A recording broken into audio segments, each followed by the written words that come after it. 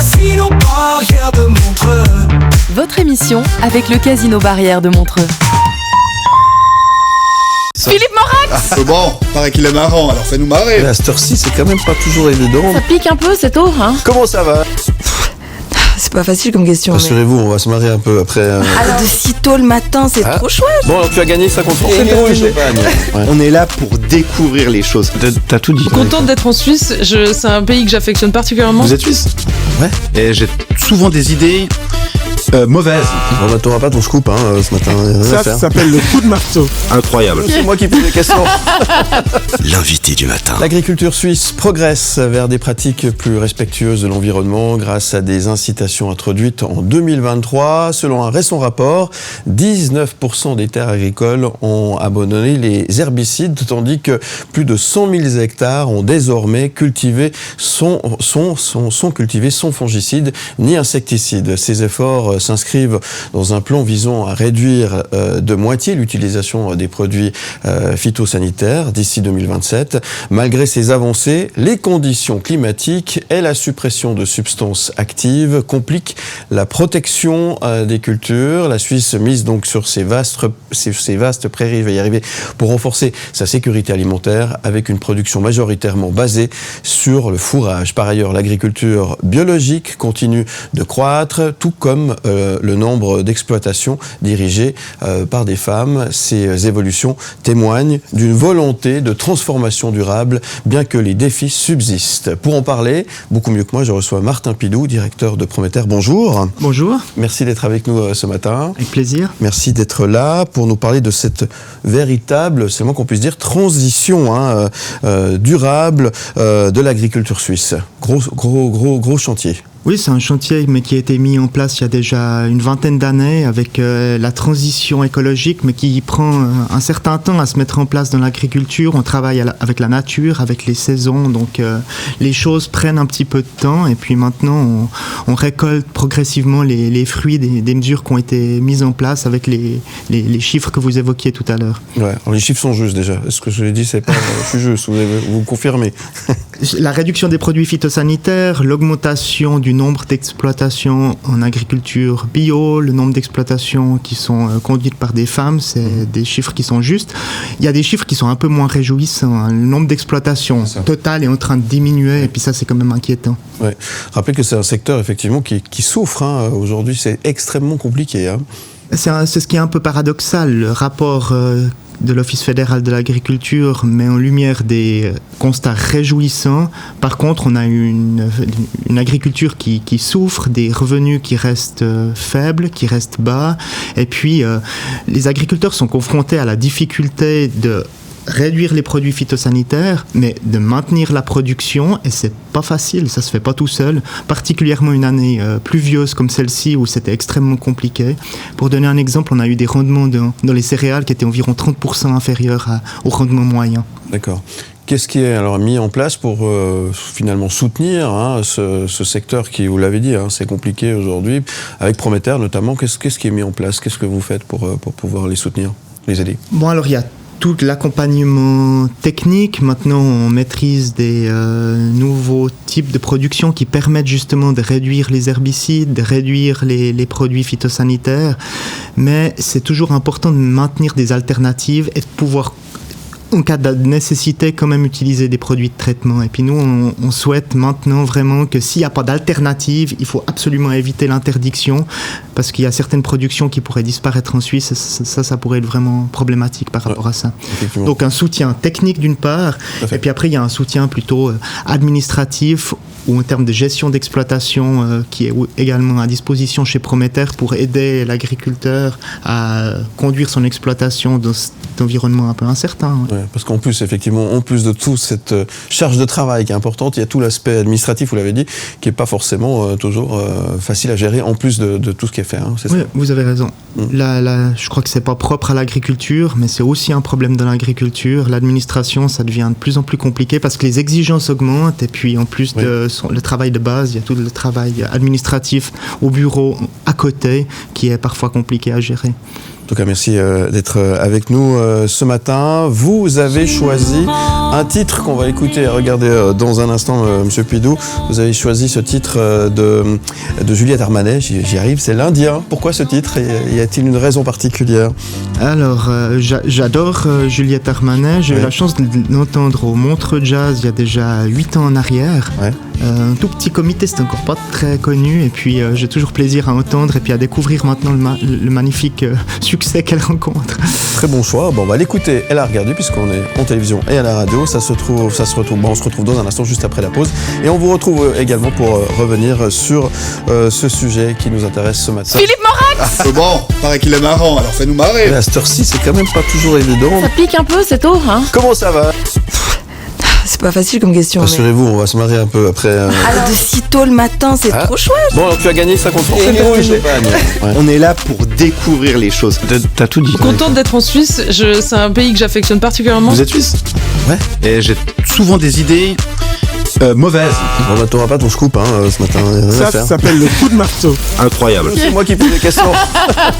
L'invité du matin. Merci d'être avec nous, Martin Pidou. Je rappelle que vous êtes directeur de Prométer. Merci d'être avec nous pour parler de la transition durable pour l'agriculture suisse. On a commencé à en parler tout à l'heure. On le disait que c'est pas une mince affaire. Il y a des chiffres réjouissants. Il y en a d'autres qui sont un petit peu plus inquiétants.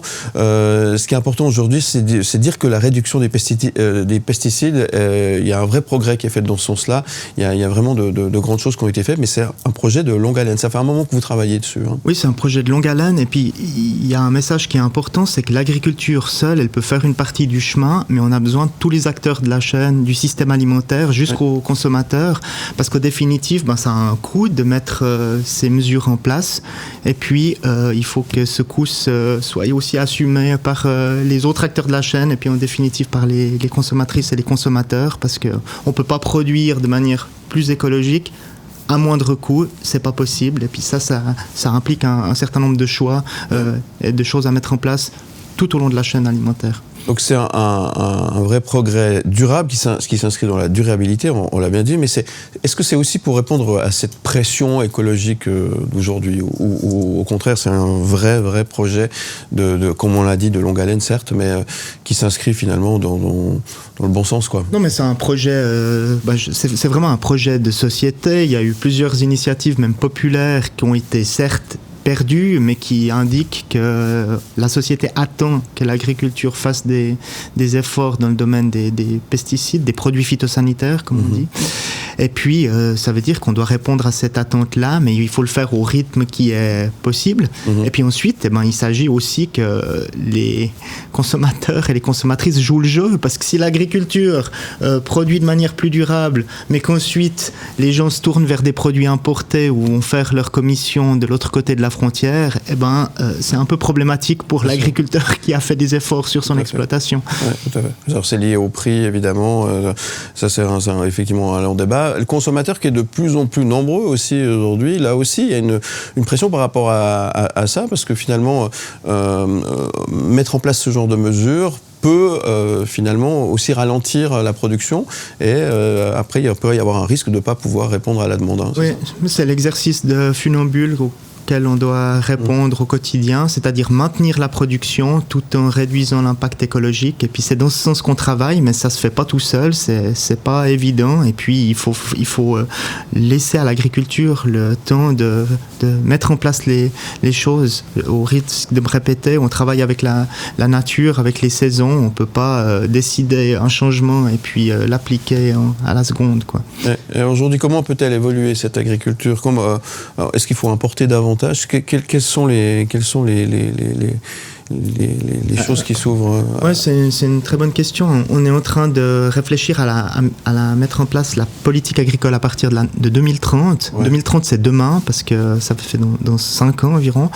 Et puis, il y a plusieurs objectifs, mais pour l'agriculture, maintenir le taux d'auto-approvisionnement, donc maintenir la production indigène au minimum au niveau actuel, ça c'est une nécessité pour nous. On n'entend pas dépendre davantage de l'étranger. Bien sûr. Et puis ensuite, continuer à travailler sur l'impact environnemental qui touche beaucoup de secteurs. Par exemple aussi le réchauffement climatique, les gaz à effet de serre. Ici, Prometer, on a mis en place une plateforme qui s'appelle AgroImpact, qui est maintenant romande, et puis qui vise à aider l'agriculture à réduire ses émissions de CO2 et à capter encore plus de carbone dans le sol. Donc il y a ces deux choses, produire et puis réduire l'impact environnemental, et on va continuer à travailler sur ces deux domaines-là. Et puis ensuite, ce qui me paraît important, c'est la notion de système alimentaire. Je le disais avant, l'agriculture seule ne peut pas résoudre les problèmes. Il faut avoir une approche de système, du producteur jusqu'au consommateur, et on va devoir davantage travailler, je pense, ensemble, parce qu'en définitive, on est tous dans le même bateau. Oui, évidemment, oui, ça. Mais c'est lié aussi à un problème de coût, forcément. Est-ce que ça va finalement se répercuter, tout ce qui est mis en place sur le porte-monnaie Bien sûr. Mais c'est vrai, ça coûte toujours trop cher. Paradoxalement, la Suisse est un des pays qui dépense le moins pour son alimentation. On est entre 7 et 8% des budgets familiaux qui sont dédiés à l'alimentation.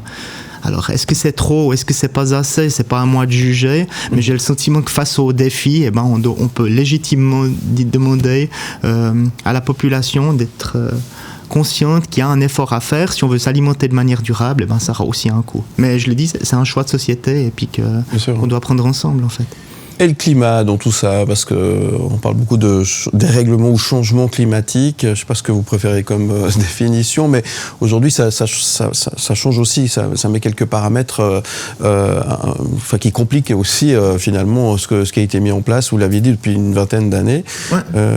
Quelle incidence ça a aujourd'hui Le changement climatique, pour l'agriculture, elle est à la fois victime du changement climatique. L'année pluvieuse qu'on a connue ici, c'était très compliqué. L'année précédente était plutôt sèche, c'était compliqué, mais pour d'autres raisons. Donc elle subit ces changements, et puis à la fois elle peut participer à la solution aussi en fixant du carbone dans le sol, en réduisant ses émissions de gaz à effet de serre. Donc on doit travailler sur les deux tableaux, mais ce qui est certain, c'est que le changement climatique, il fait pleinement partie maintenant du quotidien des agricultrices et des agriculteurs de Suisse, et puis ils ont complètement pris la mesure de cet enjeu-là. Donc je crois que l'agriculture est parfaitement consciente de cette problématique, et qu'il faut y travailler. Vous adapter effectivement à ces changements, etc. C'est s'adapter et puis faire avec, mais tout en réduisant aussi l'impact qu'on peut avoir sur le climat. Comment expliquer la hausse des exploitations dirigées par des femmes aujourd'hui? Quel impact ça a sur le secteur? Ça aussi, ça a changé depuis quelques années. On peut que s'en réjouir. C'était peut-être traditionnellement perçu comme un métier plutôt d'homme à l'époque, parce que c'était un travail plutôt physique, et puis ça se remettait plutôt de père en fils sur les exploitations agricoles. C'est en train de changer, avec un nouveau regard peut-être plus féminin parfois, qui est de toute façon le bienvenu, parce que je crois qu'en agriculture, on a aussi besoin de diversité, de gens qui sont peut-être pas issus de l'agriculture, puis qui arrivent avec aussi parfois un regard nouveau sur certaines problématiques, parce que les solutions, elles seront multiples. Et face à des solutions multiples, on a besoin d'avis diversifiés. Donc, c'est plutôt une bonne nouvelle. Ouais. J'étais prof dans une haute école avant de prendre mes fonctions de directeur de Prometer. Ouais. Et on avait à peu près la parité en agronomie homme-femme. Donc, c'est plutôt des signaux réjouissants. Ouais. Et c'est un métier qui est tout aussi féminin que masculin, en définitive. Voilà.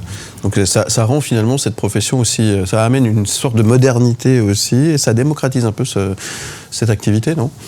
Probablement. Puis ce qui est assez paradoxal, c'est que c'était aussi à l'époque traditionnellement plutôt les femmes qui s'occupaient des tâches ménagères, d'acheter la nourriture, et puis c'est les hommes qui la produisaient. Alors peut-être que maintenant ça sera plus égalitaire d'un côté et de l'autre, avec un certain nombre d'améliorations à la clé. Pour 2025, les grands défis de Prometer par rapport à cette situation dont on vient de parler? Alors, j'en parlais. Politique agricole 2030, on va s'impliquer pour faire évoluer la politique dans le sens qu'on souhaite. Réduction de la charge administrative, c'est toujours une thématique qui nous occupe au premier plan.